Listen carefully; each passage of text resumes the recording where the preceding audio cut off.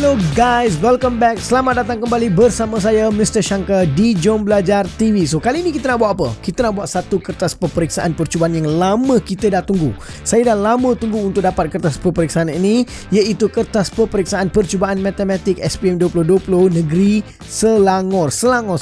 Lama kita dah tunggu dah. Baru saja saya pun dapat kertas dan saya dah ready untuk buat soalan ini untuk kamu. So jom kita lihat soalan-soalan kertas 2 bahagian A sekarang. But sebelum itu, there is no point kamu menyesal selepas dapat result. Guys, kalau kamu tak letak effort sekarang, your results gonna be bad. You already know that. So, kalau kamu perlukan bantuan dalam matematik kamu, 100% improvement guaranteed, dapatkan seminar ramalan cikgu. Link ada di description di bawah. So, tanpa buang masa lagi, jom kita mulakan kertas percubaan matematik SPM 2020 Negeri Selangor. Alright guys, so kalau kamu lihat ini adalah kertas 2 bahagian A. So jom kita lihat soalan pertamanya. Soalan pertamanya adalah apa ni? 52 markah bahagian A ya. Jom kita lihat. So, nyatakan ketiga-tiga ketasamaan yang memuaskan rantau bolorek dalam Raja 1. Okey, biasanya dia bagi persamaan, lepas tu dia suruh kamu lorekkan rantau. But soalan seperti ini pun dia boleh tanya. Dia boleh bagi kamu kawasan yang berlorek dan dia suruh kamu tuliskan ataupun nyatakan dia punya persamaan dia. So jom kita lihat macam mana kita nak buat. The tips dekat sini guys, dia dah kata ada berapa persamaan? Ketiga-tiga persamaan. Maksudnya kamu kena senaraikan 3 persamaan. So jom kita lihat apa yang dia sudah bagi. Tengok saja garis yang dia bagi guys. Dia dah bagi garis ni. Garis ni apa persamaan dia? Y sama dengan apa? X. So persamaan pertama yang kita akan dapat adalah Y X. Okey, kenapa cikgu tak tulis sama dengan X? Sebab kita nak buat ketaksamaan. Kita nak tulis dia besar ke, dia kecil ke, kita nak buat benda-benda macam tu. So sebab tu saya tak tulis simbol dekat tengah-tengah sini. Saya just tulis Y dan apa? X, ikutkan yang ni lah sebab ini adalah garis ni. Betul tak? Alright. Next kita tengok garis yang kedua. Okey, garis pertama sudah ada dekat sini. Garis kedua, ini garis dia. Tapi cikgu dia tak bagi persamaan lah cikgu. Kalau dia tak bagi persamaan macam mana nak buat? Guys, kena buat persamaan lah. Inilah level dia. You kena tahu. Kalau dia tak bagi persamaan, kita kena buat persamaan. So kalau nak buat persamaan garis lurus, apa formula dia? Y equal to mx plus c. Ingat lagi tak? Y equals mx plus c. Kamu boleh buat benda macam tu. Kamu cari dia punya kecurunan, kamu cari dia punya pintasan Y and all that. Saya dah buat secara detail macam mana nak buat dia punya persamaan garis lurus dalam seminar ramalan saya. Link ada di description. But now, saya just nak nyatakan dengan cepat macam mana kita nak tulis dia punya persamaan. So, kalau kita nak buat dia punya persamaan, formula dia, kita ada Y sama dengan mx plus c. Kita tahu lah cikgu tulis kat bawah sini. Y sama dengan mx plus c. Yang pertama saya kena cari dia punya kecurunan, iaitu M. So kecurunan dekat sini saya nampak dia ada 2 tempat, pintasan X dan pintasan Y. So formula gunakan pintasan adalah negatif pintasan Y over pintasan X. So formula saya untuk M adalah negatif pintasan Y adalah 4 over pintasan X pun adalah berapa? 4. So kecurunan saya akan dapat berapa? Negatif 1. So equation saya akan jadi Y sama dengan negatif 1X. Okay, negatif 1X tu kamu tulis negatif X sahaja pun sudah cukup. Alright, Y equals to mx plus c kan. C ni adalah pintasan Y. Pintasan Y dia berapa? 4. So kita letak saja dekat sini plus 4. So ini adalah persamaan untuk garis yang ini. Garis ni putus-putus. Kita kena tahu beza putus-putus dengan garis solid. Okay, kejap lagi cikgu akan buat benda tu. So kita dah ada 1, 2 garis. Cikgu dia kata 3 garis kan. Mana satu lagi garis? Kau tengok kawasan dia lorek ni. Dia sudah stop dekat sini kan. Dia tidak melebihi kawasan ini. So maksudnya inilah garis yang ketiga dia. So garis yang ketiga dia, cikgu ni paksi Y kan? Ya, tapi kita nak tulis dia punya persamaan. Paksi Y persamaan dia adalah X sama dengan berapa? 0 sebab ni X1, X2, X3, X4 kan? So yang tengah-tengah ni X sama dengan berapa? 0. So cikgu tulis X 0. Itu saja kita buat. Okey, sekarang baru kita letak dia punya simbol ketaksamaan ikut kawasan yang dilorek. Okey, kita tengok persamaan yang pertama ni. Okey, persamaan ni Okey, yang ni adalah Y sama dengan X. Number 1, garis yang dia bagi solid line ke putus-putus? Solid. Kalau solid dia ada simbol sama dengan dekat bawah. Alright, tak kisahlah besar ke kecil ke, dia ada simbol sama dengan dekat bawah. So, saya letak simbol sama dengan dekat bawah sini. Okey, saya letak satu garis dekat sini. Sekarang, kawasan ni, garis ni dekat sini, kawasan yang berlorek tu ada dekat atas. Dekat atas tu maksudnya dia lebih besar ke lebih kecil? Lebih besar. Y dia lebih besar. So, kawasan Y lebih besar. Inilah simbol yang kamu akan dapat. Alright, settle. Settle untuk garis pertama. Kita tengok garis kedua yang kita buat. Garis ni, garis apa? Putus. Kalau garis putus-putus, dia tak boleh ada simbol yang bawah ni. Dia tak boleh ada. Dia hanya ada simbol dekat atas sahaja. Betul tak? So, kita tengok garis putus-putus ni. Dan kawasan yang berlorek tu ada di sebelah bawah sini. So kalau bawah dia maksudnya adalah lebih kecil. So kita buat tanda lebih kecil. That's it. Sudah habis. Itu saja why dia lebih kecil. Dan yang ketiga pula, ini adalah persamaan yang ketiga, iaitu X sama dengan apa? Kosong. Kawasan yang dilorek ni, nilai-nilai X tu adalah 1, 2, 3. Dia lebih besar daripada kosong ke lebih kecil? Lebih besar. So lagi satu, dia adalah garis solid. Betul tak? Kalau dia garis solid, kita kena letak lebih besar, X dia lebih besar atau sama dengan, guys, inilah 3 keutasaman yang kamu buat untuk dapatkan kawasan berlorek di tengah-tengah sini. Settle. Berapa markah untuk soalan ni? Nampak ni? 3 markah untuk soalan ni. Settle soalan pertama. Jom kita lihat soalan kedua sekarang. Alright guys, soalan kedua pula. Okay, ini adalah soalan dia apa ni? Soalan persamaan apa? Kuadratik. Cikgu kecilkan sikit supaya kamu boleh nampak. Alright, okay. Alright, this logic dekat sini kita cuba baca. Ini adalah soalan persamaan kuadratik. Tengok pun sudah tahu lah macam ni kan. Apa lagi, right? Okay, let's do this. Dia kata, Mak Kiah telah memenuhi jemputan untuk menghadiri majlis perkahwinan yang diadakan di Bandar Baru Bangi, Selangor. Okay, dia telah memenuhi, maksudnya dia telah pergi kepada majlis tu. Lepas tu dia kata, oleh kerana perhimpunan tersebut telah diumumkan sebagai kluster COVID-19. Aduh, sakit hati aku. Pergi untuk majlis perkahwinan, kluster COVID-19. Kena pula. Beliau telah dikuarantin selama 3X darab dengan bla bla bla bla something. Dia telah kuarantin lah untuk masa ni. Dia telah kuarantin maksudnya tak boleh keluar rumah apa-apalah. Alright, dia telah kuarantin dekat sana. Lepas tu dia kata, hari di fakulti. Okay, maksudnya yang ni adalah bilangan hari lah. Okay, bilangan hari di Fakulti Perubatan Universiti Teknologi Mara, kampus Teluk Intan. Dia pergi ke Bangi, bawa dia pergi masuk Teluk Intan, kuarantin selama berapa hari ni. Kesian dia. Itulah korang kalau ada kluster-kluster macam ni, kesian. Alright. Okay. Perak oleh pihak Kementerian Kesihatan Malaysia. Okay. Sebelum dia membuat saringan beliau, okay, sebelum beliau membuat saringan, maksudnya dia pergi jumpa doktor buat saringan tu lah, ataupun test. Saringan tu test lah. Beliau telah pun menjalani kuarantin di rumah selama X tambah 6 hari. Okay. Iaitu merupakan tempoh yang sama seperti di fakulti perubatan tersebut. Maksudnya, kalau dia kuarantin di fakulti selama ni dan dekat rumah di kuarantin selama ni, dua-dua ni mesti adalah apa? Tempoh yang sama, sebab dia katakan tempoh yang sama kan, seperti di fakulti perubatan. Alright.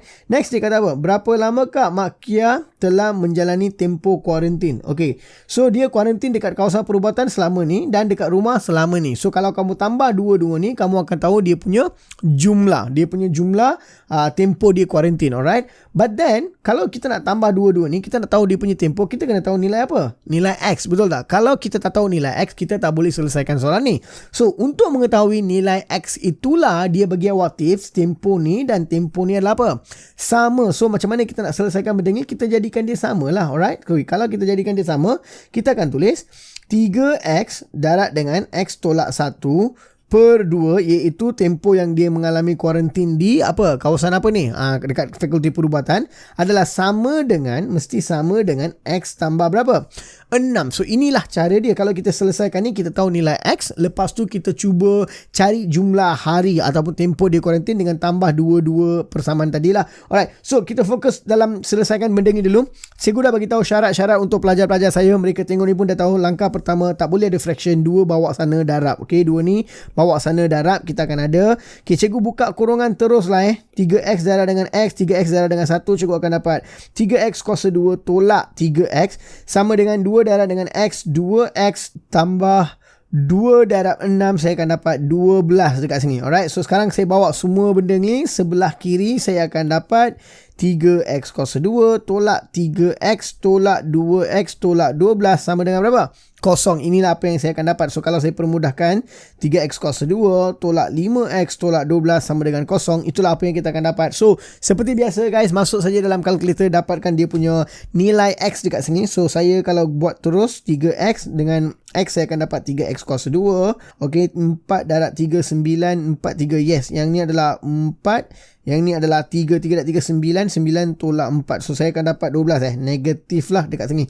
Okay, yang ni adalah positif. Sudah settle. Cikgu sudah buat pemfaktoran dekat sini. So bila saya selesaikan ni, saya akan dapat 3X tambah 4 adalah sama dengan kosong, ataupun X tolak 3 sama dengan kosong. Maka X pertama kamu adalah negatif 4 per 3, ataupun X adalah 3 kamu akan dapat. So guys, jawapan mana yang kita akan ambil? Kita akan ambil X adalah 3 sebab yang ni kita tidak boleh diterima sebab X tu adalah bilangan hari kan, betul tak? So bila kita masukkan nilai dekat sini, kita akan dapat nilai negatif. Alright, negatif 4/3 tambah dengan 6.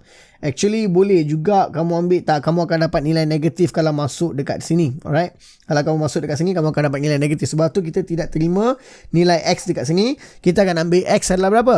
3. So apabila kita sudah tahu nilai X adalah 3, so apabila nilai X adalah sama dengan 3, bilangan hari yang dia kuarantin, jumlah hari dia kuarantin adalah 3X tambah dengan 3X darab dengan X tolak 1 dalam kurungan per 2 tambah dengan X tambah 6 hari. So inilah dua-dua benda yang di kuarantin kan. Ada di kuarantin dekat rumah, di kuarantin dekat apa tu? Di kuarantin dekat fakulti perubatan. So dua-dua ni di kuarantin. So jumlah hari kuarantin adalah benda ni. So kita dah tahu nilai X dia adalah berapa? 3. Kita ganti sajalah dalam persamaan ni. Kita ganti saja dalam persamaan ni nilai X adalah 3. So bila kita ganti nilai X dekat dalam sini 3, 3 tolak 1 saya akan dapat 2. 3 darab 3 9. 9 darab 2 tak payah darab 2 lah, buang-buang. Saya akan dapat 9 dekat depan. Tambah dengan yang ni 3 tambah 6 saya akan dapat apa? 9. So kita jumlah akan dapat 18 hari. Itu saja guys. Itu adalah jumlah hari yang Puan siapa ni? Puan Fatimah. Kak Mak Kia. Mak Kia Mia. Apa-apa je lah. Mak Kia telah kuarantin di rumah dan juga di pusat perubatan. So jumlah hari dia kuarantin adalah berapa hari? 18 hari. So berapa markah guys untuk soalan ni? Nampak ni? 4 markah untuk soalan ni. Settle soalan kedua. Jom kita pergi ke soalan ketiga sekarang. Alright guys, sekarang soalan nombor 3. So jom kita lihat ni adalah soalan dia. Apa dia kata dekat sini? Okay, dia kata penyelesaian menggunakan kaedah matriks tidak dibenarkan. Maksudnya kalau kamu tak boleh guna matriks, ini mestilah soalan apa? Persamaan serentak, right? So jom kita lihat soalan ni. Dia kata Raja 2 menunjukkan 2 kad yang diberi kepada Suzana oleh guru matematiknya. So cikgu matematik bagi kad dekat Suzana. Dia kata diberi pecahan X per Y. Okay, jika pengangka tu adalah numerator tu ada dekat atas. Okay, pengangka tu dekat atas. Jika pengangka didarab dengan 3. Okay guys, ini info kita catatkan dulu. Pengangka didarab dengan 3, maksudnya X ni darab dengan berapa? 3 lah. Okay, dan penyebut ditolak dengan 2. Okay, penyebut dia berapa? Penyebut dia Y. Y tu ditolak dengan 2. So ditolak dengan 2. Okay, pecahan tersebut menjadi 3/5. Okay guys, dapat info. Okay, so kat sini kita akan dapat apa? 3X, cikgu tulis dulu 3X dekat atas. Dekat bawah ni kita dapat Y tolak 2. Kalau kita buat benda ni, pecahan dia jadi 3 per berapa? 5 guys. So ini adalah persamaan yang pertama. Saya just catat saja dulu. Yang ni adalah persamaan pertama dulu. Okay, next kita baca yang kedua pula. Yang kedua tu diberi pecahan X per Y jika pengangka ditambah dengan 4. Pengangka tu dekat atas kan, numerator. So X tambah dengan 4. Okay, why don't I terus tulis dekat sini? X tambah dengan 4. Okay, dan penyebut didarab dengan 2, iaitu Y tu darab 2. Saya akan dapat 2Y dekat bawah. Saya dapat pecahan berapa? 5/14. Inilah apa yang saya akan dapat. So ini akan jadi persamaan kedua saya. Jom kita baca soalan dia sekarang. Berdasarkan maklumat yang diberikan dalam kedua doka, Suzan dikehendaki untuk menulis 2 persamaan linear. Okay, kita sudah tulis 2 persamaan. Seterusnya selesaikan persamaan tersebut dengan nyatakan pecahan X dan Y. So dia nak kamu nyatakan pecahan XY. Alright, so kalau kita nak selesaikan benda ni guys, what I suggest to do, okay, tempat susah dekat sini. So saya ambil benda ni, kita tulis dekat bawah dulu persamaan 1 dan persamaan 2. Okay, ini adalah persamaan 1 dan yang ni adalah persamaan yang kedua. Cikgu bawa tulis dekat bawah sini. Okay, kita dah ada 2 persamaan. Okay guys, this question nampak macam keliru sikit. Alright, but actually guys, if you know the art, kalau kamu tahu cara-cara, teknik yang kamu boleh gunakan, alright, it's gonna be very very easy. Okay, jom kita buat mengikut teknik yang saya boleh guys. I'm trying to make this as simple as possible. Okay, apa yang saya nak buat sekarang? Okay, saya nak cari X sahaja. Okay, saya nak buat cara penggantian lah. Saya tak nak buat cara penghapusan. Actually boleh kalau kamu nak buat cara penghapusan. Ni darab sana, ni darab dengan sini. Okay, 5 ni darab dekat sini, ni darab dekat sana, supaya kamu tak ada pecahan. Lepas tu kamu sudah dapat persamaan, kamu nak buat cara penggantian, penghapusan, bolehlah, tak ada masalah. But I'm trying to make this very simple. Maksudnya daripada sini saya terus nak cari saya punya nilai X tu berapa, X sama dengan berapa. Okay, so apa yang saya akan buat adalah, kalau saya nak cari X sahaja, ini saya tak nak kan, so saya bawa sana darab dengan 3. 3 ni pun saya tak nak kan. Saya bawa ni darat dengan 5. You understand what I'm saying or not? Kalau saya nak X, saya bawa ni darat dengan 3. 3 ni bawa dan darat dengan berapa? 5. That's what I'm gonna do. So, nilai X saya adalah sama dengan, logic speaking, 3 dah ada dekat sini. 3 darat dengan Y tolak 2 kan. Saya tulis je Y tolak 2. Dia darat. Lepas tu bawah ni 5 dah ada. Tapi 3 ni pindah sana. Dia jadi darat dengan 3. Darat dengan 3. Kenapa saya tak kembangkan lagi? Sebab saya nampak benda ni guys. Nampak tak? Yang ni 3 darab dengan kurungan. 5 darab dengan 3. Bila dia dua-dua darab, saya akan buang 3. Buang 3. Itu sajalah. So apa yang akan tinggal dekat sini adalah saya akan dapat X sama dengan Y tolak 2 per 5. Guys, ini adalah persamaan saya yang ketiga. Sudah dapat persamaan. Saya sudah dapat X tu berapa. Sebab cara penggantian tu biasanya kita akan ambil X. Lepas tu kita akan ganti dalam satu lagi persamaan. Kita akan cari Y. And that's how we do, right? So kita sudah dapat benda ni. Ini adalah persamaan yang ketiga. Okay. Bila saya sudah dapat persamaan yang ketiga. Okay, let's say lah soalan ini. Yang ni persamaan yang kedua. Saya nak jadikan dia permudahkan sikit. So bila saya nak permudahkan sikit. Yang ni saya nak tukar supaya tak ada pecahan apa. Sebab tengok. Yang ni pun pecahan. Yang ni dah lah ada pecahan. You ganti pecahan dekat sini lagi, dia akan jadi lagi susah. So kalau saya tak nak ada pecahan dekat sini, apa saya buat? Saya macam darat silang. 2Y darat dengan 5, 14 darat dekat sini. So saya akan dapat 14 darat dengan X tambah 4 adalah sama dengan, okay, 2Y darat dengan 5 kan senang. Kita buat je lah terus. Dapat 10Y teruslah saya sudah dapat. Alright. Okay. Apa yang saya nak buat sekarang adalah saya nak menyelesaikan benda ni. Tapi saya sudah tahu yang ini adalah persamaan yang kedua. Kalau kamu tak nak keliru, letak je lah 4. Okay. So sekarang apa yang saya nak buat? Saya nak gantikan persamaan yang ketiga dalam 4 ni. Okey, apa itu persamaan 3? Ni lah maksudnya. Saya nak gantikan nilai X lah maksudnya. Nilai X ni lah saya nak gantikan dalam sini. So itulah saya tulis dekat sana. Alright, now how I do? Okey, X saya adalah berapa? Y tolak 2 per 5 Saya just tengok. X saya adalah Y tolak 2 per 5. So apa saya buat dekat sini? Saya akan dapat 14. Kurungan ni kan ada X. X adalah berapa? Y tolak berapa tadilah? Y tolak 2 per 5. Y tolak 2 per 5. Ini adalah nilai X. 14 saya sudah tulis. Kurungan ni saya ubah bentuk lah. Janganlah tanya dapat kurungan ni macam mana. Sebab number dia pecahan. Saya tulis macam tu. Lepas tu dia kena tambah dengan berapa? 4 dekat sini. Logic. Alright. Tutup. Dan benda ni akan jadi sama dengan 10Y. Betul kan? So jom kita selesaikan benda ni sekarang guys. Easy peasy. Okay, apa tu? 4 ni kan per 1. Okay, selesaikan dalam kurungan dulu. Jangan terus buka-buka kurungan. Jangan buat benda-benda tu. Actually boleh buat, tak ada masalah. But kalau saya akan buat dalam kurungan dulu sebab ikut board mas. So 4 ni bawah dia 1 darat dengan 5. Atas pun darat 5. So apa saya akan dapat adalah 14 dekat luar. 14 ni dekat luar dalam kurungan ni. Okay, Y tolak 2. Okay, per 5 kan. Tambah dengan 4 ni sebenarnya, okay, 4 ni sebenarnya per 1, betul tak? So, saya darat 5, atas pun darat 5. Dia sudah jadi sama lah. So, dia akan jadi berapa? Per 5, 20 per 5. Saya sudah dapat benda ni dalam kurungan sama dengan 10Y. Okay, kita cuba selesaikan sekarang.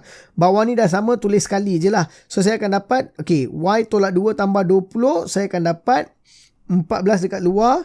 Dalam kurungan pula, saya akan dapat Y tolak 8 tambah 18 per 5 sama dengan 10Y. Inilah apa yang saya akan dapat. Logik tak? Okay. Sebab yang ni atas ni saya sudah permudahkan lah. Y tolak 2 tambah dengan 20 saya sudah permudahkan. Okay. Sekarang let's see 14 ni saya darat dekat dalam. 2 tempat saya darat. So 14 darat Y saya akan dapat 14Y. Tambah 18 darat 14 berapa kamu dapat? Guna kalkulator. 18 darat dengan 14 kamu akan dapat 252. Okay. Sama dengan. Okay. Tengok guys, I nak simplify sikit lah. Ni dah darab. 5 ni ada kat bawah. Sebenarnya ada 5. Lepas tu 5 ni bawa sana darab dengan berapa? 10Y. So let's say saya terus darab 5 dengan 10Y. Saya akan dapat 50 apa? Y. So sekarang saya bawa 14Y pergi sana. 50Y tolak 40Y. 50 tolak dengan 14 kita akan dapat 36. So kita akan dapat 36Y adalah sama dengan 252.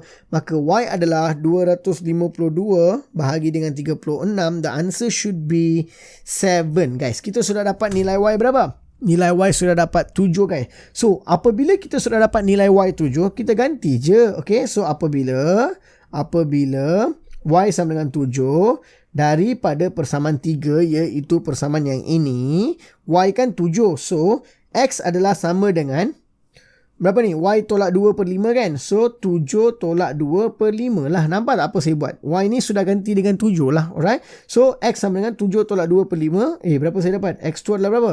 1 guys. 7 tolak 2 kan 5. 5 bagi 5 1 lah. Itulah saya dapat. So X tu 1. Y itu adalah berapa? 7. Badan dengar. Soalan ni dia kata apa? Seterusnya selesaikan persamaan tersebut dan nyatakan pecahan XY. So kamu kena tuliskan punya jawapan. Therefore X per Y adalah 1 per berapa? 7. So ini should be you punya final answer guys. Soalan ni dah siap. Nampak je dia macam keliru pecahan apa semua, but it's actually easy. Kalau kamu perhatikan betul-betul, you can solve dia. Berapa markah guys untuk soalan ni? Nampak tak?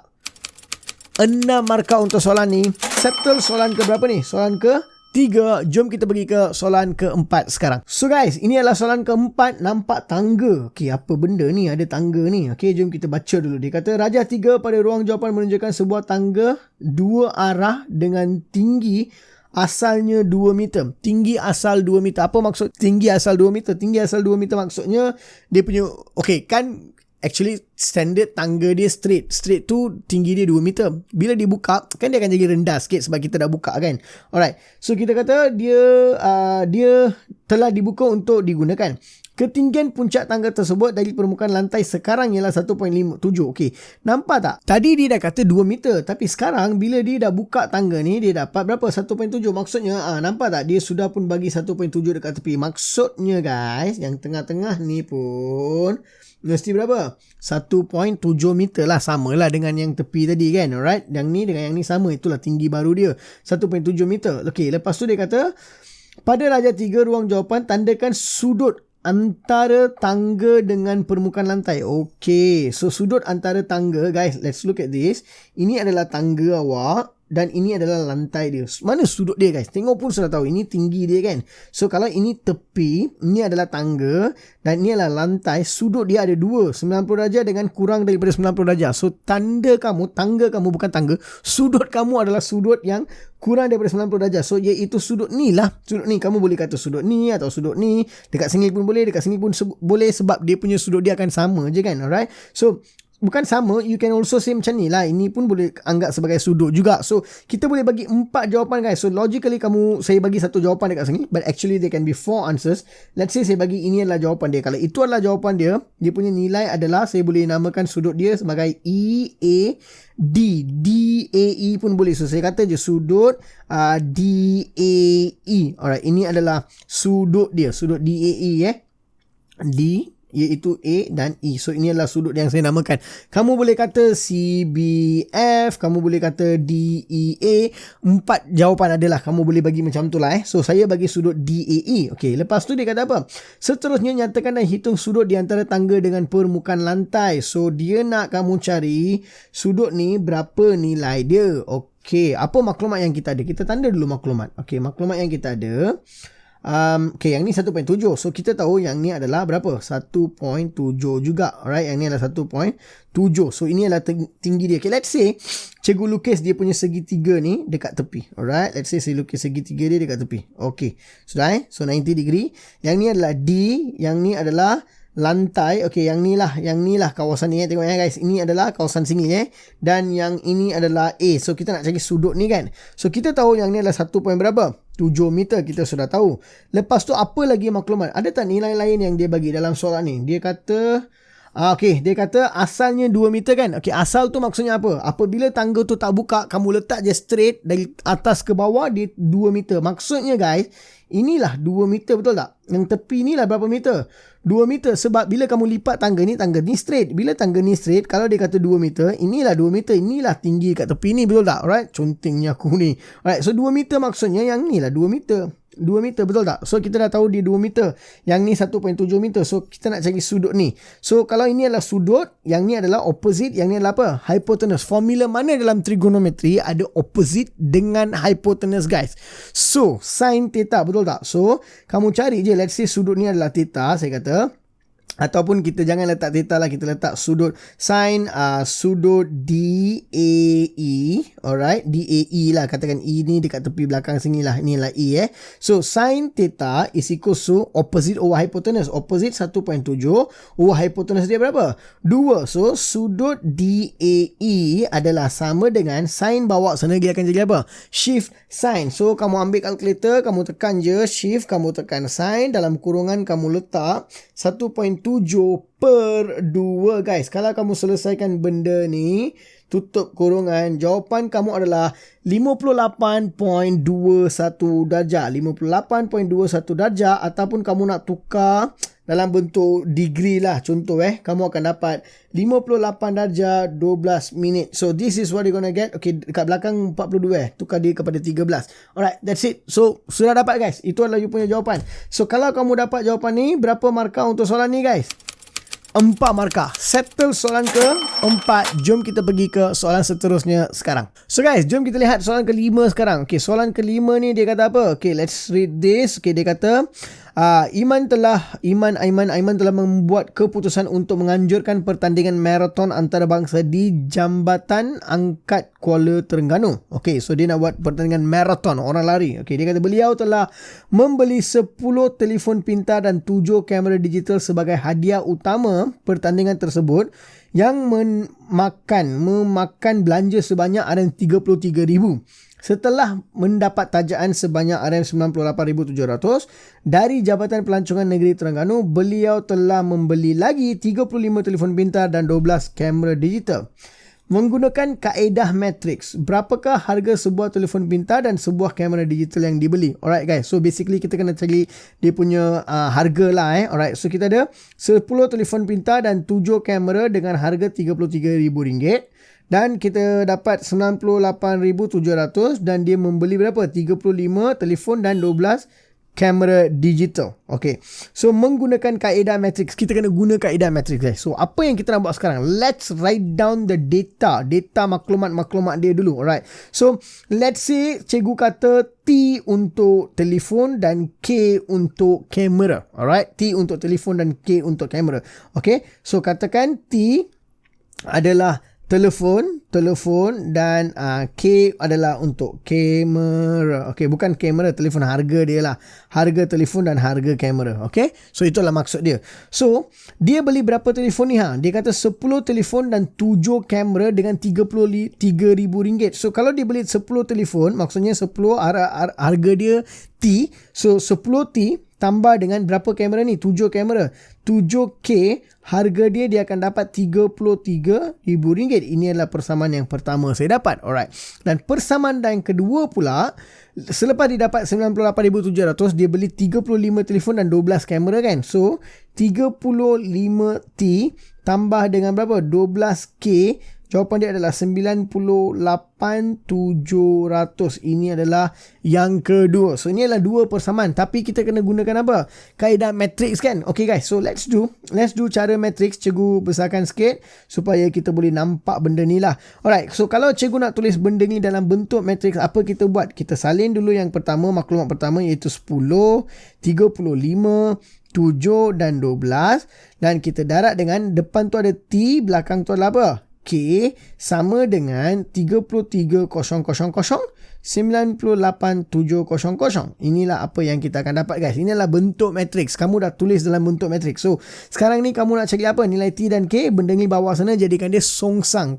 Kalau jadikan dia songsang, so T dan bawah dia K mestilah sama dengan 1 per, bila kamu buat songsang kamu darab apa? Silang. AD minus dengan BC. So 10 darab dengan 12, kita sudah tahu jawapannya 120. Tolak dengan 7 darab 35. 35 darab dengan 7 kamu akan dapat 245.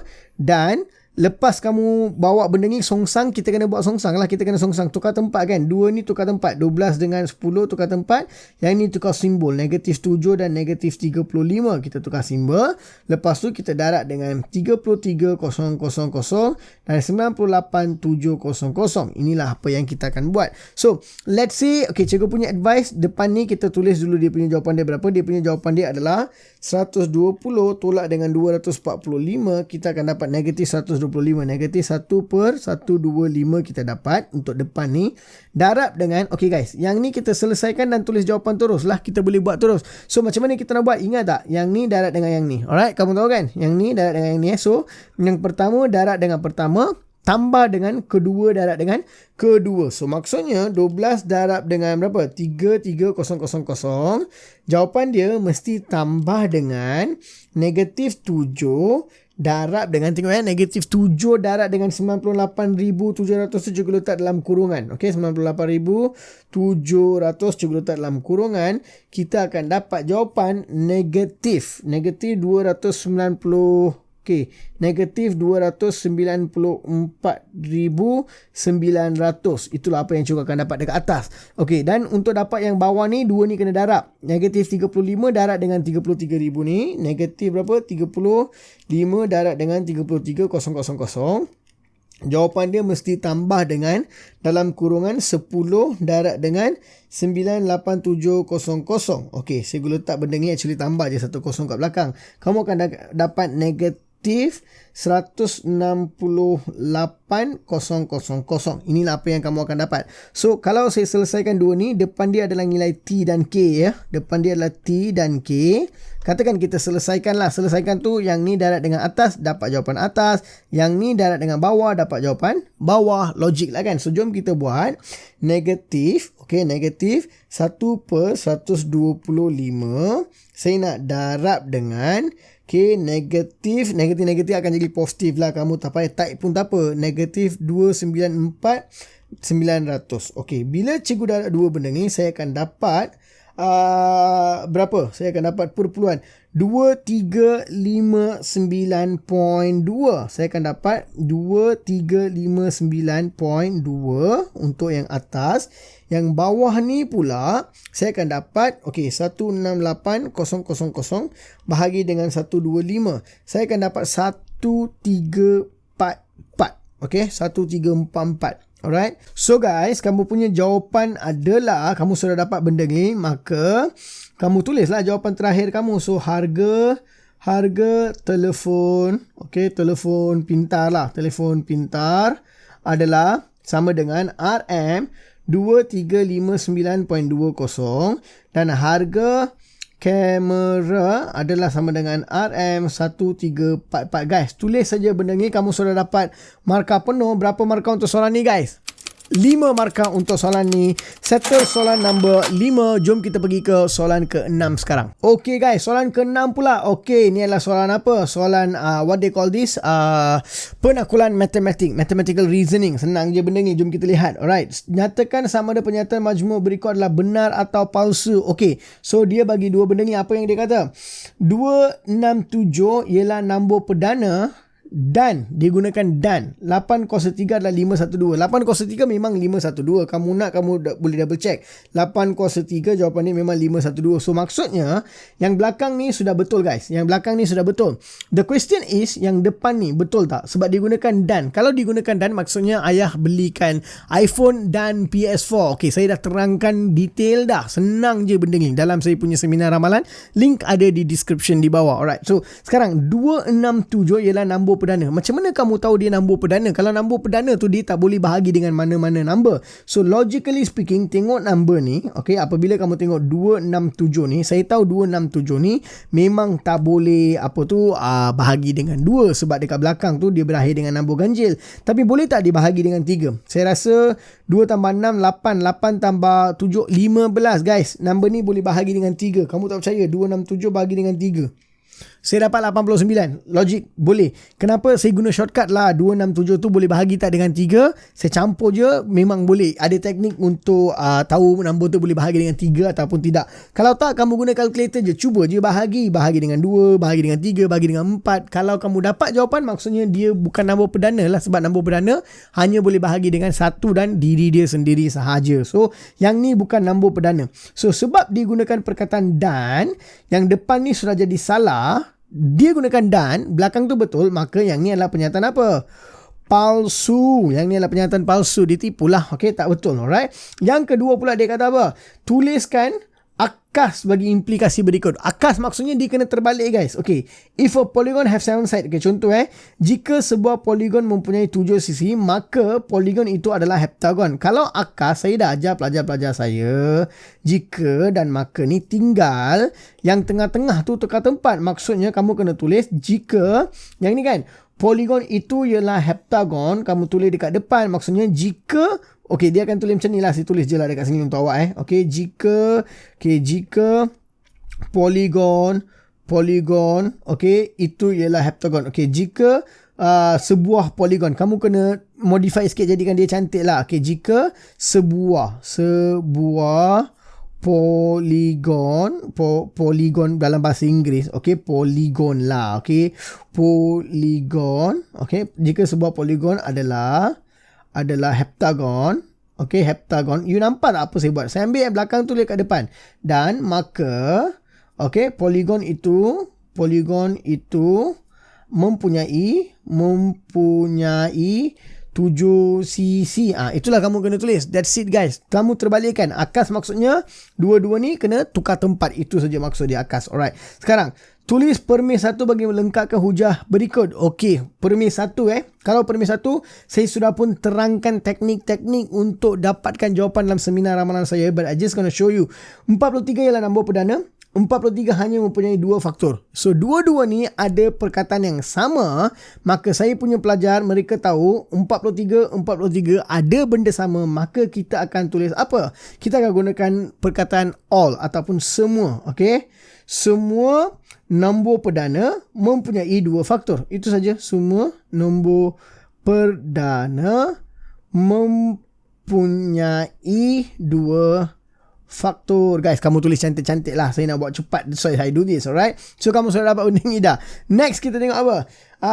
Make one conclusion. Okay, luas permukaan bagi sebuah silinder ialah yang ni. Ni adalah luas permukaan silinder. Dia dah kata ni untuk silinder, luas permukaan dia. Lepas tu dia kata, bina satu kesimpulan secara didaktif. Okay guys, didaktif maksudnya spesifik dia nak. Maksudnya dia sudah bagi formula, kita nak buat secara spesifik. Bagi 2 silinder yang sama.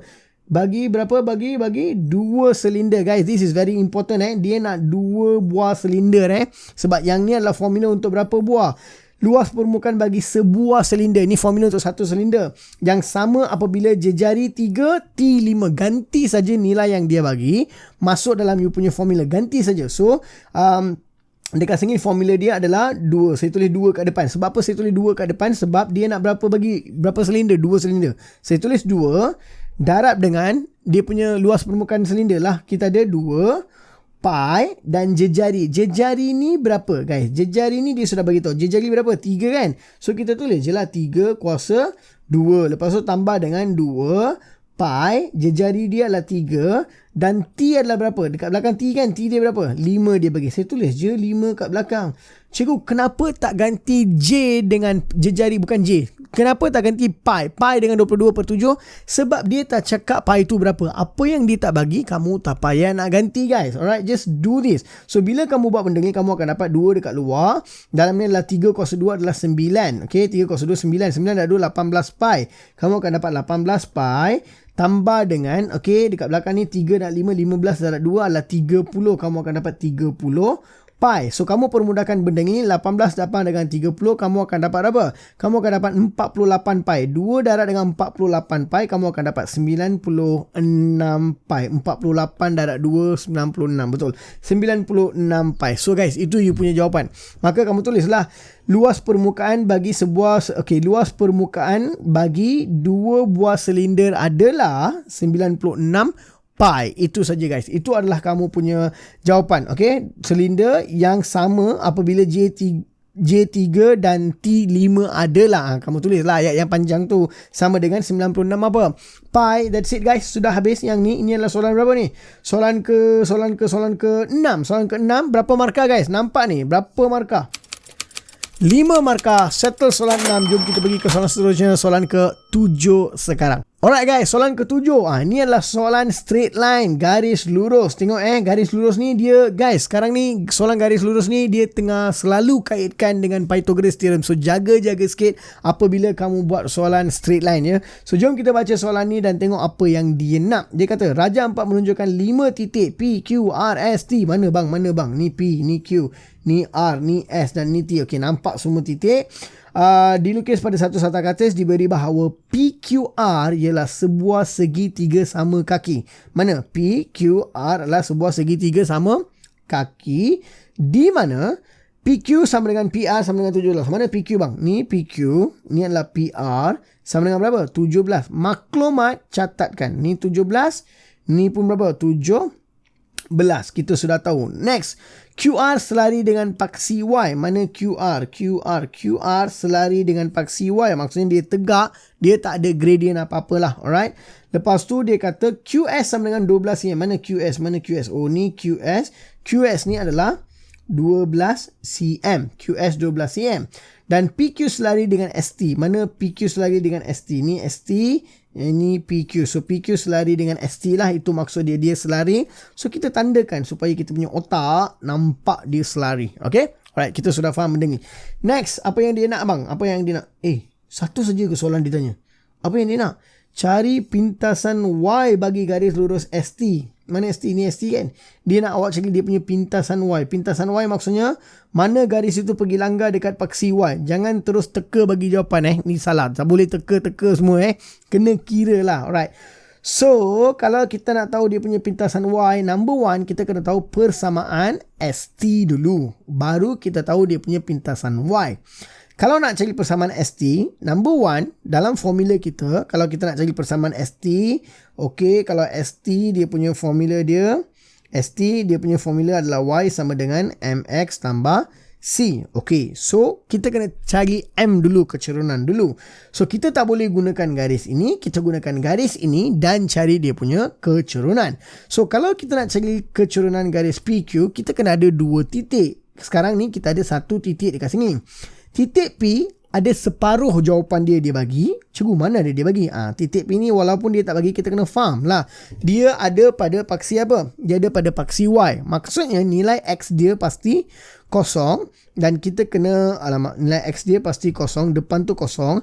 Dan kita kena cari nilai Y dia. Maksudnya nilai dekat sini berapa? Itu yang kita kena cari sekarang. Alright? Itu yang kita kena cari. So kita gunakan apa? Kita gunakan something yang kita ada. Otak lah maksud saya. Something tu otak yang kita ada untuk cari jawapan yang ada dekat sana. Alright. So, apa yang kita boleh faham dekat sini adalah, okay guys, yang ni saya boleh buat satu garis straight. Okay. Kalau saya buat satu garis straight, itu akan jadi dia punya ketinggian. Dan garis straight ni saya kena faham atas dan bawah ni mesti ada jarak yang sama. Sebab ini adalah segitiga sama kaki. Kalau sama kaki, kalau kita buat garis tu, atas bawah dia mesti berapa? Sama. Okay. Apa yang saya tahu adalah dekat sini. Okay. Dekat sini, nilai dekat sini. Saya tahu nilai Y dekat sini adalah berapa? 14. Yang ni saya tahu nilai dia berapa? 14. Okay. X dekat sini adalah 15 kan. Okay. Biar aja. Saya just cuba dapatkan dia punya maklumat. Alright. So, garis sini adalah 14. Alright. Next, apa yang kita nak buat guys? Okay. Dia telah bagi panjang ni 17. Kenapa dia bagi panjang ni 17? Dia ni bukannya orang yang tak tahu nak buat apa. Dia sengaja dia bagi panjang ni 17 sebab dia bagi kita maklumat. Alright. So, Pythagoras theorem. Kalau ini 17, yang ni segitiga bersudut tegak. Betul kan? Okay. Sekarang, saya nak tahu tepi ni. Saya tak tahu sebab 12 ni adalah dari sini sampai ke bawah sini. Betul tak? Saya tak tahu yang exactly tengah-tengah ni berapa. Saya tak tahu. But there is one more thing yang saya tahu. Boleh tak saya tahu tinggi ni? Tinggi segitiga ni boleh tak saya tahu? Boleh kan? Sebab dia punya ni X ni 15 kan? Maksudnya jadi kosong ke sini, tinggi ni adalah berapa? 15. Nampak tak guys? Macam mana cikgu dapatkan maklumat dalam soalan ni?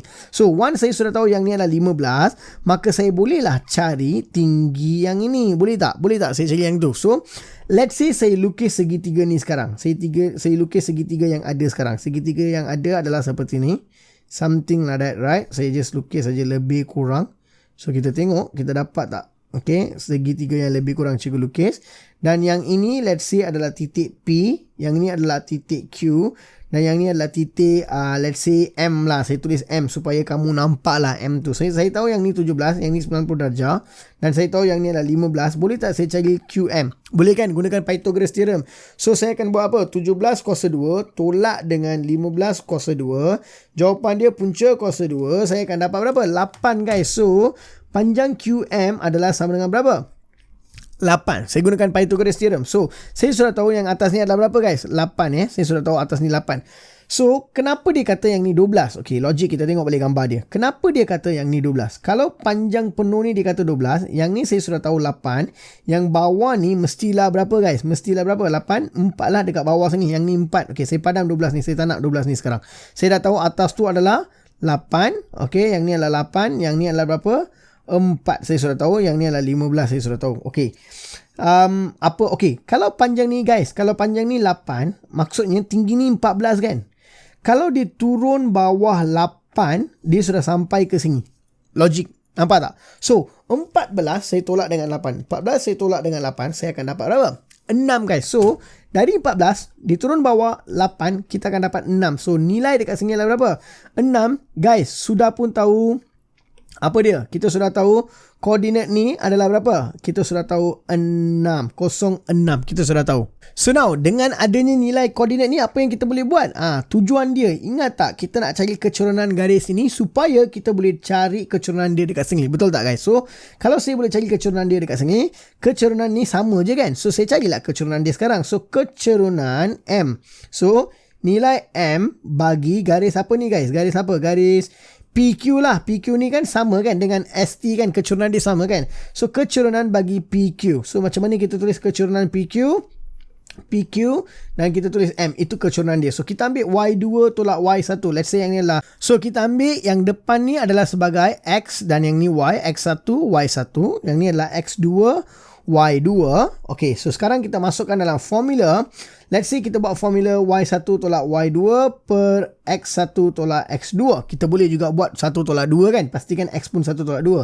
So Y1 adalah berapa? 14 tolak dengan 6. 15 tolak 0. 14 tolak 6. 15 tolak 0. So 14 tolak 6 kita akan dapat berapa guys? Kita akan dapat 8. 14 tolak 6 akan dapat 8. Dan kita bawa akan dapat 15. So 8 per 15, ini adalah kita punya kecurunan bagi garis PQ. So, kalau kecurunan garis PQ, maka ST pun kecurunan dia sama kan? Yang ni ST kecurunan dia sama kan? So, garis ST formula dia adalah Y sama dengan 8 per 15X tambah dengan C. C itu adalah pintasan apa? C itu adalah pintasan Y, okay? So, but then, kalau nak cari pintasan Y, kita kena masukkan satu koordinat yang ada atas garis ST ni. Kita kena masukkan satu koordinat yang ada atas garis ST ni. And logically speaking, titik S inilah kita boleh cari dia punya koordinat. Sebab nilai X dia 15. Sebab ni kan garis lurus.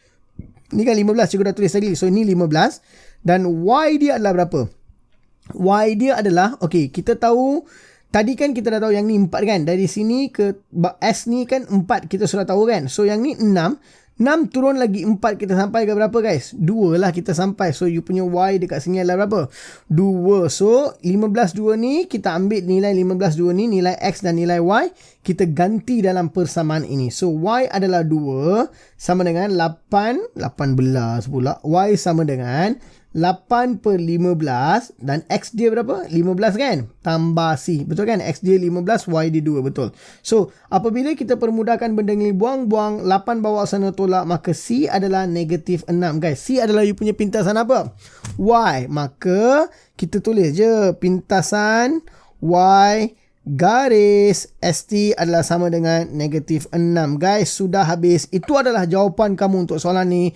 Berapa markah ni guys? 4 markah untuk soalan ni. Soalan ni memang agak mencabar sikit sebab kamu kena pandai cari dia punya koordinat. Gunakan kamu punya semua knowledge dalam saya punya seminar ramalan. I dah bentangkan kepada pelajar-pelajar saya what you guys need to look into this kind of question. Alright. So, kalau kamu faham benda tu, kita sudah pun habis soalan ke berapa ni? Soalan ke-7. Jom kita pergi ke soalan ke-8 sekarang. Alright guys, kita nak buat soalan nombor 8 sekarang. So, jom kita baca soalan ini. Mana soalan nombor 8? Ni soalan nombor 8. So, dia kata apa? Dia kata rajah 5 di ruang jawapan menunjukkan Jasmine memandu keretanya dengan laju 90 km sejam dan memecut dengan kadar seragam sehingga lajunya mencapai 110 km sejam. So 90 km sejam mana. Okey, ni laju darab dengan masa, laju lawan masa. 90 km sejam dia bawa kereta. Lepas tu dia memecut ni menunjukkan memecut ke berapa? Mencapai 110 km sejam. Guys, maksudnya nampak tak? Yang ni 110 lah. Okay, 110 lah sebab dia sudah sampai ke sini. Lepas tu dia pergi dengan laju apa dia kata? Kemudian dia, lajunya mencapai 110 dalam tempoh 10 minit. 10 minit. Ni kosongnya 10 minit dia sudah sampai. Kemudian dia mengekalkan kelajuannya itu selama 45 minit. So, kelajuan dia kekal. Dia tak naik, dia tak turun. Berapa minit ni? 45 minit. Kalau ni 10 minit, next 45 minit, Q ni akan jadi 45 tambah 10, 55. Kita sudah tahu. Lepas tu dia kata apa?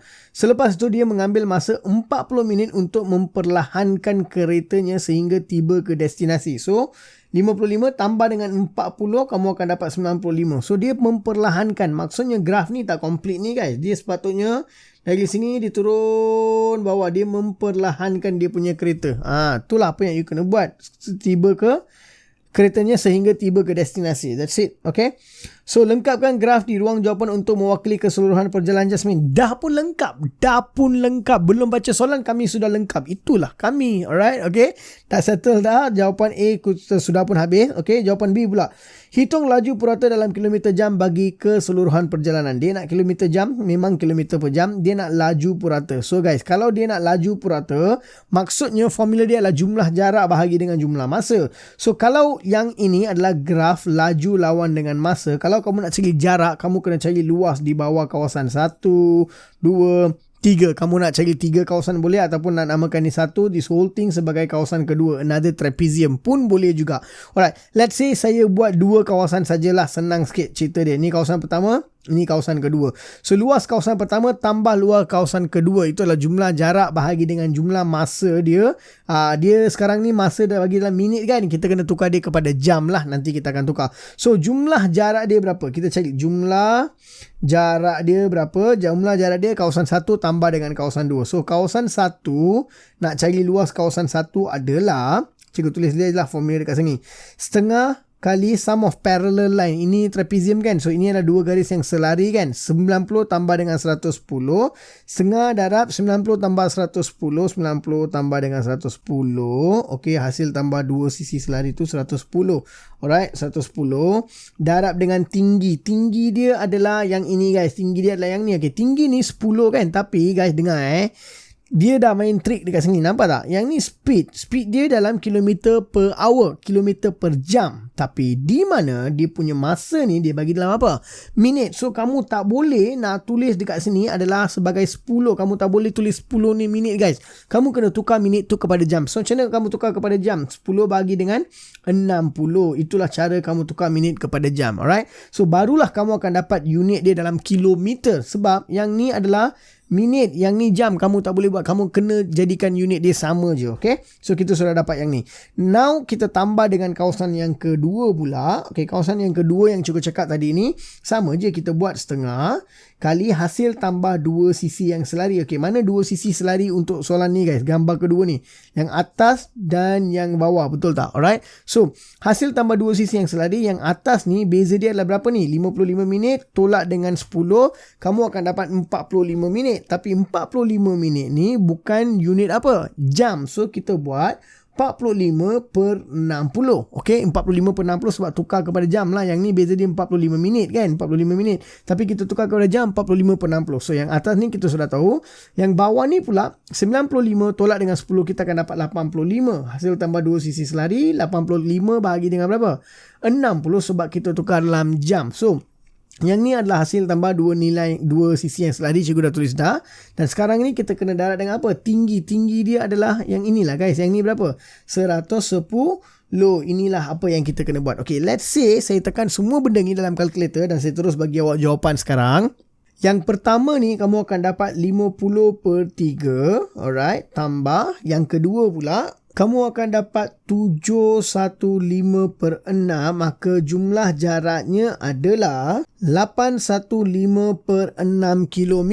Itu adalah jumlah jarak dia. Kalau kita nak cari laju purata adalah jumlah jarak bahagi dengan apa? Jumlah masa. Maka kita akan buat laju purata dia adalah 815 per 6 jumlah jarak bahagi dengan jumlah masa yang diambil untuk seluruh perjalanan ini adalah berapa? 95 minit kan? So kita buat dengan 95 minit bahagi dengan berapa? 60 guys. Sebab kita nak buat apa? Kita nak buat dalam jam. So kita akan dapat benda ni berapa? Cikgu akan dapat 1630 per 19. Okey, 19. Okey, ataupun saya tak suka bagi jawapan macam ni, kita boleh bagi dalam pecahan nombor bercampur. Kita akan dapat 85 15 per 19 kilometer per hour, ataupun kita boleh bagi dalam bentuk desimal pun boleh guys. Kalau desimal kamu akan dapat 85.79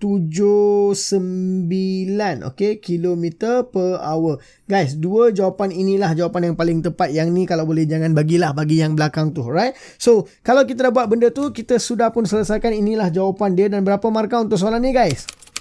5 markah untuk soalan ni. Settle soalan ke berapa? Soalan ke-8. Jom kita pergi ke soalan seterusnya. Soalan nombor 9 sekarang. Alright guys, soalan seterusnya. Okay, tengok pun dah tahu dah. Ini mesti kebarangkalian. Probability kan? Okay, let's do probability. Dia kata, Raja 6 menunjukkan 2 roda berputar dan 1 penunjuk tetap. Okay, ini adalah penunjuk dia. So, 2 roda.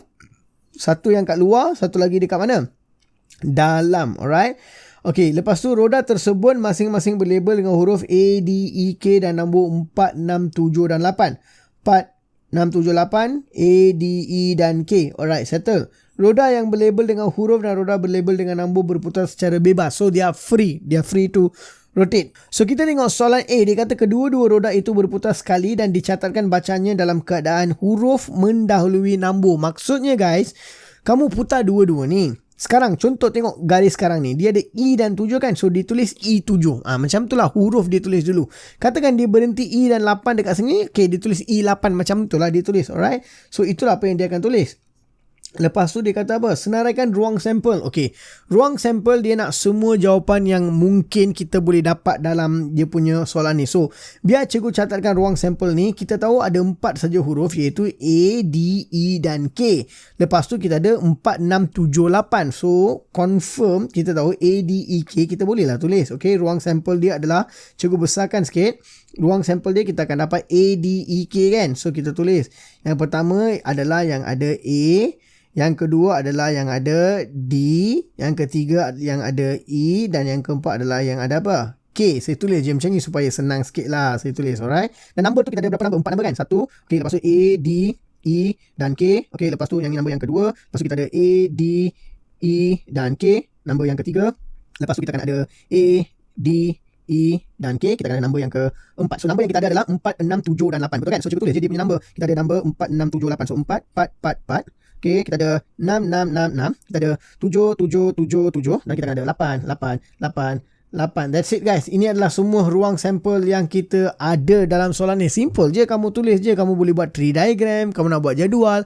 Mana-mana cara kamu nak buat. Cara kita tulis ruang sampel adalah seperti ini. Kita sudah pun senaraikan semua ruang sampel. Okay, dah. So, soalan A sudah settle. Sekarang kita tengok.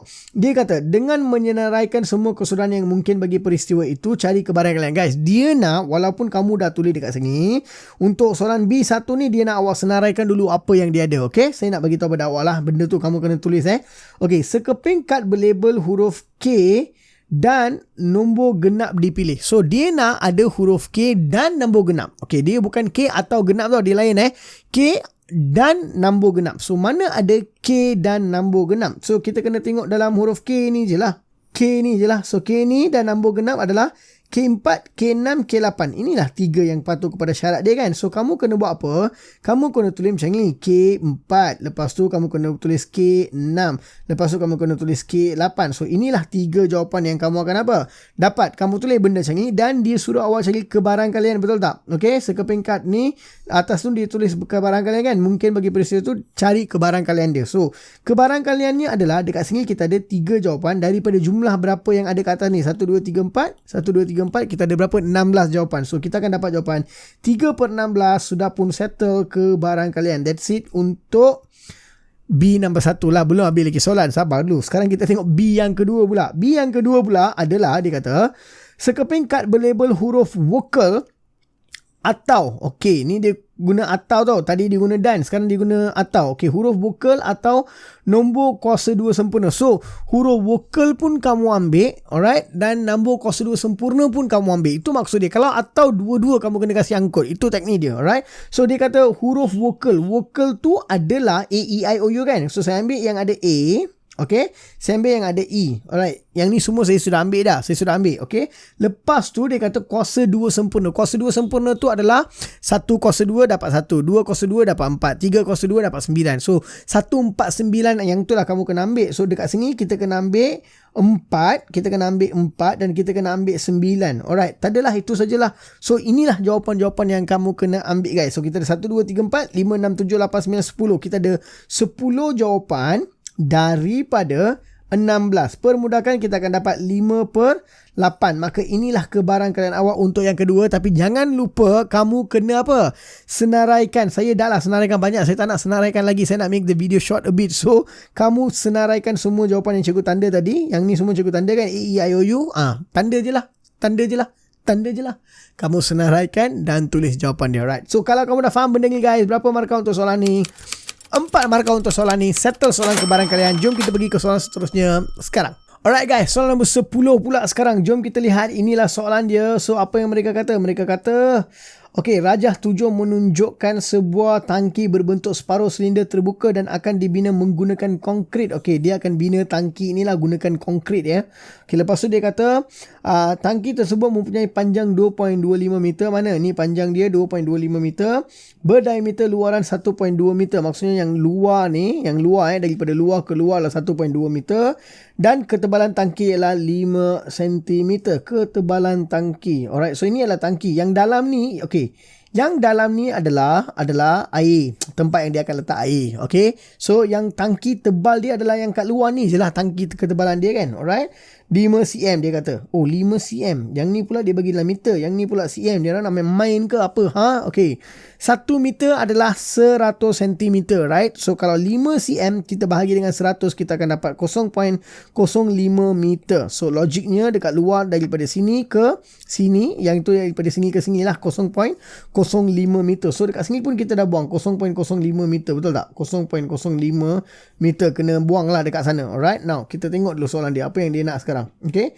Menggunakan 22/7 pi, hitung isi padu dalam meter cube bancuhan konkrit. Bancuhan konkrit. Okay, bancuhan konkrit. Guys, maksudnya apa tau? Okay, dengar betul-betul soalan ni. Soalan ni tricky sikit tau. Okay, dia nak bancuhan konkrit. Konkrit tu ada kat tepi saja, betul tak? Bukan dekat dalam ni. Okay, so logically speaking, kita cari isi padu separuh silinder yang besar dekat luar dan kita tolak isi padu silinder kecil yang ada dekat dalam tempat yang dituang air. So balance dia adalah yang konkrit lah. Logik tak? So apa kita buat? Okay, kita tulis dulu formula. Cari isi padu silinder yang besar dekat luar. Okay, isi padu silinder besar. Cikgu tulis je satu formula yang terus kita tulis. Alright. Isi padu silinder dekat luar tu adalah, okay, dia setengah silinder. So kalau setengah, kita buat 1/2 lah. Darab luas tapak. Luas tapak dia adalah pi j kuasa 2. Okay, pi 22/7 darab jejari kuasa 2. Guys, kamu tengok yang besar ni 1.2 meter kan. Itu adalah dia punya diameter. Kalau jejari adalah berapa? 0.6 meter, betul tak? So kita darab dengan jejari dia 0.6 meter. 0.6 kuasa 2 pi j kuasa 2. Darab dengan tinggi. Tinggi dia yang kat luar ni adalah berapa? 2.25 meter. So 2.25. So ini adalah luas separuh silinder yang besar. Yang besar termasuk konkrit semua tu lah kat luar. Okay. Tolak dengan yang dalam tu, tempat kita tuang air tu. Okay, sama juga setengah kali, okay, tapak. Okay, luas tapak dia adalah pi. Okay, pi darab dengan jejari kuasa 2. Jejari dia berapa? Okay guys, now we need to think. Okay, kita zoom sikit. Kita tahu yang ni penuh dia adalah 1.2. That makes sense, right? 1.2. But kita dah buang 0.05. 0.05 kita dah buang, guys. So, kalau kita dah buang 0.05 darab 2. 0.05 darab dengan 2. Kita dah buang 0.1 kita dah buang. So, daripada 1.2 ke 1.2, kita dah buang 1, iaitu 0.1 kita dah buang, kita akan dapat 1.1. 1.1 adalah diameter dari sini ke sini, itu adalah 1.1. okey. Tapi kita nak jejari saja kan. Okey, jejari dia adalah 1.1 bahagi dengan 2, kita akan dapat 0.55. Itu adalah jejari dia. Alright, jejari dia adalah pi, jejari dia adalah 0.55. Pi jejari 0.55. Pi j kuasa 2 darab dengan tinggi dia guys. Okey, sekarang tinggi dia adalah, yang tadi tinggi ni adalah 2.25. Tapi nampak tak dekat sini pun kita dah buang berapa? 0.05 kita dah buang dah. So 0.05 darab 2 kita akan dapat 0.1. So daripada 2.25 kita tolak 0.1 meter. So 2.25 tolak 0.1 meter, kita akan dapat 2.15. 2.15 itu adalah tinggi dalam sini. So kita buat darab dengan berapa? 2.15. Alright, inilah apa yang kita buat. Alright, pi j kuasa 2 setengah pi j kuasa 2 darab dengan tinggi. Okey, darab dengan pi j kuasa 2, betul lah. Alright, so kita cuba selesaikan benda ni guys. Let's try to solve this one. Biar cikgu selesaikan formula ni, cikgu bagi awak jawapan untuk depan dan belakang. So guys, let's say saya tekan semua benda ni dalam kalkulator dan saya akan dapat jawapan terakhir sebanyak 0.2508. So maksudnya 251 meter cube guys. Inilah apa yang saya dapat, 0.251 meter cube. Alright, so itulah apa yang saya dapat. Itu adalah konkrit yang dia perlukan untuk menghasilkan tangki ini. So konkrit dia kamu kena faham yang hanya dekat luar, yang ni, yang kat luar ni, dan sampai dia masuk ke dalam tu semua. Itulah konkrit dia, betul tak? Alright, so saya akan dapat 0.251 meter cube. Itu adalah jawapan kamu. Alright, so kalau kamu dah siap benda ni, ni adalah soalan ke berapa? Soalan ke 10, hampir ke penghujung kertas soalan. 4 markah untuk soalan ni. Kita akan jumpa di soalan seterusnya. Jumpa pula. Jom kita buat soalan seterusnya sekarang guys. Let's do this. The next question. Okay, nampak saja soalan ni apa ni? Soalan ni adalah Sarah membuat 10 loket epoksi untuk projek sekolahnya. Okay, ini adalah apa? Loket epoksi. Setiap loket berbentuk cakra bulat dengan potongan bulatan seperti dalam raja. So, ini adalah berbentuk cakra bulat dengan potongan bulatan dekat tengah-tengah. Okay, lepas tu dia kata diameter loket dan lubang yang dipotong masing-masing adalah 3 cm dan 1 cm. 3 cm dan 1 cm itu diameter dia lah. Alright, diameter. Sarah menggunakan dawai untuk mengelilingi loket dan lubang. Okay, so dia masukkan loket dengan lubang. Dia gunakan rantai, necklace. Okay, alright. Lepas tu dia kata menggunakan pi 22/7, hitung total length in cm of the wire used to make 10 pendants. Okay, mana wire? Ini adalah wire kan. Okay, wire digunakan. Okay, wire dekat luar. Lepas tu ada juga wire dekat mana? Dekat dalam. So dia tanya jumlah panjang dalam cm dawai yang digunakan untuk membuat 10 loket. 10 loket. So guys, let's zoom sikit gambar ni. Kita tengok logik dia. Okay, logiknya adalah guys, yang ni jejari dia berapa? Kita nak ambil jejari. Kita tak payah ambil diameter semua. Jejari dia adalah 0.5 cm. Logik. Yang ni pula jejari dia adalah 1.5 cm. Ini adalah jejari untuk luar. Ini adalah jejari untuk yang dalam ni. Alright. So basically dia nak kita cari dia punya lilitan, betul tak? Ataupun kita panggil dia sebagai circumference. Yang ni pun kita kena buat circumference juga. So kalau kita nak cari untuk 10 pendant ya, kita nak cari untuk 10 pendant, kita kena darab dengan 10. Alright. So 10 darab dengan, okay, apakah dia punya kita panggil sebagai lilitan untuk bulatan yang besar dulu. Kita buat untuk bulatan yang besar. Untuk bulatan yang besar, lilitan dia formula dia 2 pi j, betul tak? So kita tulis je 2 darab pi 22/7 darab dengan jejari. Jejari untuk lilitan yang keluar adalah 1.5. Okay, ini adalah untuk yang keluar. Alright. Dan kita kena tambah benda ni dengan, sebab kita wire tu kita nak buat 10 kan. Yang ni untuk luar punya. Dan kita juga ada yang dalam, betul tak? Ini pun kita guna wire. Nampak tak? Wire dawai tu dia dah buat garis dua-dua ni. So yang dalam ni pun kita kena cari. So kalau yang dalam punya formulanya sama juga. 2 darab pi 22/7 darab dengan R. Radius dia adalah 0.5. Ini adalah formula dia. So kalau kita selesaikan benda ni guys, kita akan dapat jumlah wire yang kita gunakan. So jom kita tekan, cikgu tekan benda ni dalam kalkulator secara bulat-bulat. Tengok apa yang kamu akan dapat. Okey, bila saya tekan benda ni dalam kalkulator, saya akan dapat berapa tau? Saya akan dapat 880/7 cm, ataupun kita boleh katakan dia sebagai tukar dalam pecahan nombor bercampur, kita akan dapat 125/5/7 cm, ataupun kamu tukar dalam desimal, kamu akan dapat 125.71 cm guys. Inilah antara dua jawapan yang kamu boleh berikan. So itu adalah jawapan untuk A. Sekarang kita lihat apa yang dia nak untuk soalan B pula. Dia kata jumlah luas permukaan dalam cm square untuk satu loket. Okay guys, ini adalah loket. Okay, ini adalah loket. Kalau jumlah luas permukaan, kita kena buang yang dalam sini lah, baru kita akan dapat luas permukaan kan, betul tak? So, jom kita cari jumlah luas permukaan untuk loket tu. Dia akan dekat luar saja. So, kalau kita nak buat, okay, dia nak cari untuk satu loket itu penting. Tadi kan dia nak 10 kan, sekarang dia nak satu loket saja. So, basically formula dia, luas bulatan yang besar tolak bulatan yang kecil, lubang kat tengah-tengah. So, luas bulatan yang besar adalah, formula dia adalah pi 22/7 darab dengan jejari cos 2. Jejari dia adalah 1.5 cos 2. Pi j cos 2 ini adalah yang kat luar.